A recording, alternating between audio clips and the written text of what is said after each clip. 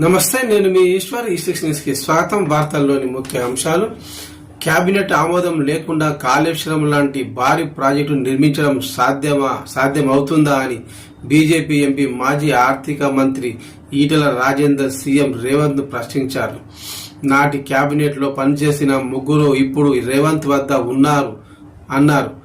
BRS ప్రభుత్వ హయాంలో 96 cabinet సమావేశాలు జరిగినా ఒక్క దాంట్లో కూడా కాళేశ్వరం ప్రాజెక్టుకు అనుమతులపై చర్చ జరగలేదంటూ సీఎం చేసిన ప్రకటనపై ఈటెల స్పందించారు. వివిధ శాఖల్లో తీసుకునే నిర్ణయాలను కేబినెట్ ముందు ఉంచాలని అప్పటి సీఎం కేసీఆర్ ఆదేశించేవారని గుర్తు చేశారు.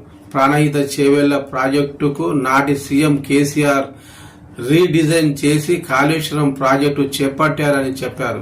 ప్రాజెక్టులో అవినీతి జరిగితే విచారణ జరగాల్సిందే అన్నారు.